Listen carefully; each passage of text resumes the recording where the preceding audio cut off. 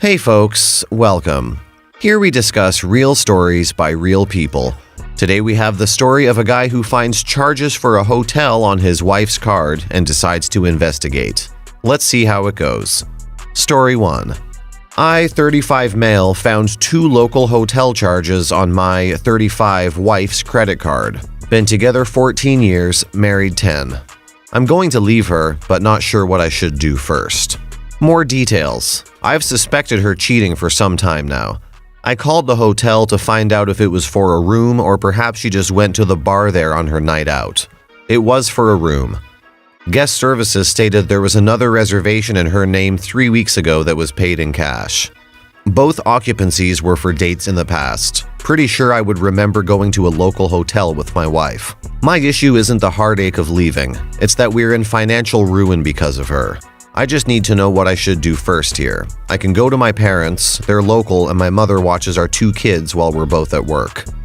My obvious goal in all of this is to retain custody of our children. How do I initiate the "what are these charges for" conversation, along with some greeting cards I have found? I have no access to her email or phone as I don't know any of her passwords. I don't want to jump the gun on this and put myself in a situation to lose my children. Please help. Just found the charges today, so I'm kind of in a panic mode right now. Edit. Let me clarify. There's no money to be taken. We're paycheck to paycheck and probably even worse off than that. I have a small 401k. I really don't care if she takes it. We have a house with possibly $40,000 in equity after commissions and fees. I'm not concerned with what's left. She can take it. I honestly don't give a shit about material things. I just want a clean break and custody of my kids. Update. I know there was a ton of advice given to me. I couldn't keep acting like nothing was wrong. I asked her about the charges. She denied them at first, but ultimately broke down and admitted to it. Long story short is, it looks like it's been going on for at least a year. My next issue here is that I'm not furious, I'm not angry, I'm sad. I didn't kick her out. I stayed calm the entire time as we have kids and I don't want to screw them up. We're being very civil with each other, but it's really hard seeing her. Of course she's begging for me to forgive her and take her back. She'll prove to me no matter what she'll change. I'm obviously extremely skeptical. Actually, I don't believe a word of it. My problem is there are moments where all I want to do is break down and hug her and say, whatever, it is what it is, let's move on. I know that sounds ridiculous. I also know that I'll never get the thoughts of what she did out of my head, and I'll never trust her again. I feel like everything is a dream and it's not really happening. It's funny because before I confronted her, I spoke with someone about it and I never got emotional, never was upset, just clear-headed and knew our relationship was done. Fast forward to after D-Day and I'm sitting in front of her talking about everything and I have these salty, wet things pouring out of my eyes. Not sure what to do next, not expecting an answer from you all obviously. Just needing a forum to get my thoughts out. Thanks everyone for the previous advice, even though I don't think I took any of it. She's only sorry she got caught. If OP hadn't snooped, how long would she have continued this? I can understand if it was a drunken one-night stand, but this was a long calculated 1-year-long affair. OP is still in shock, so his reaction is completely understandable. Hopefully once the shock wears off, he'll start protecting his assets and start the custody battle. Now for some comments. It's better to let a wild shorty wild the F out. We all know what we have to lose when we make decisions. Let her go. Because at this point, she hasn't lost anything, and you've lost everything. Tell her to move out, and if the kids have questions, she has to live with the fact she broke up their home. Fight fire with fire.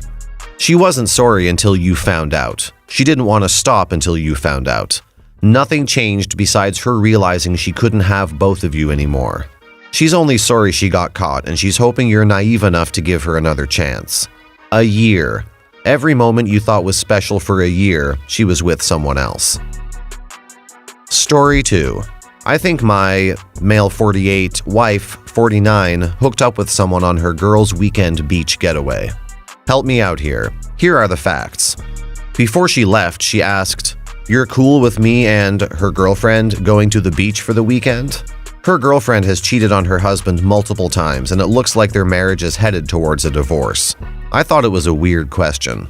Saturday around noon, I texted my wife, who reported that her friend was trashed in the hotel room. Wife was at the pool and texting gibberish and also clearly drunk. I don't hear from my wife until I text her Sunday around noon. I asked if she was okay. She says she is. I asked why she didn't text goodnight last night. This is something we always do when one of us is traveling. She said her phone died. I looked through her phone this morning while she went for an early morning run with her girlfriend and saw that she had deleted all but the most recent messages from her girlfriend, ones about going on the run. Saw this text on her phone from a number that matches the beach she was at. "You're welcome. You're a sweetheart and my heart goes out to you.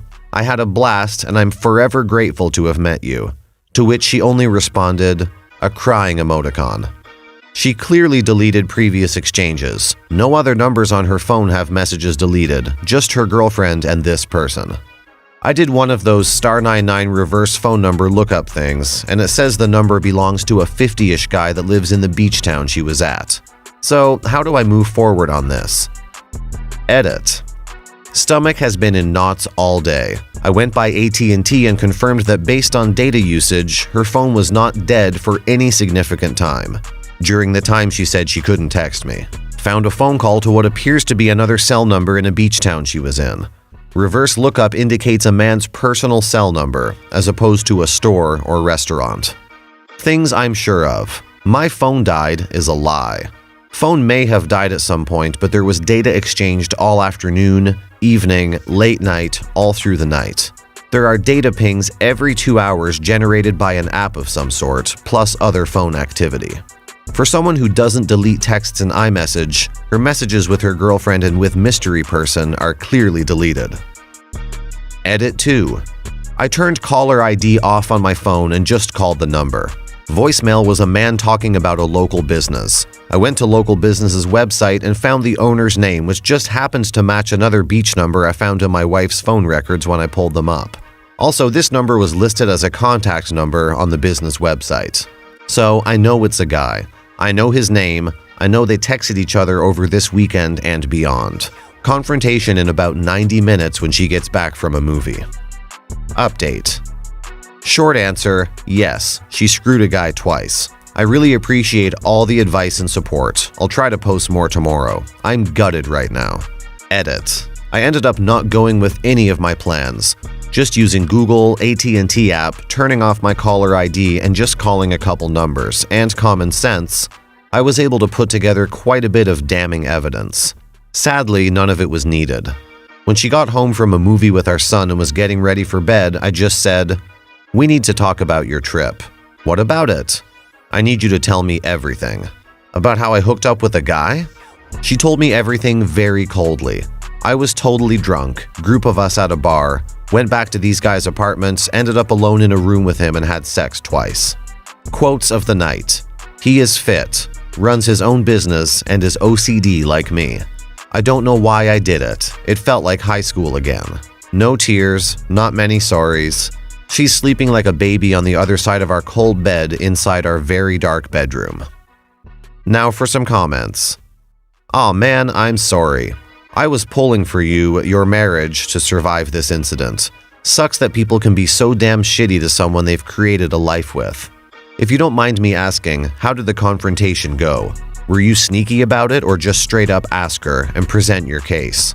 Move on. Your kids are about to leave the nest, so it sounds like you're still young enough to have a fun and fulfilling life without a disrespectful succubus in it."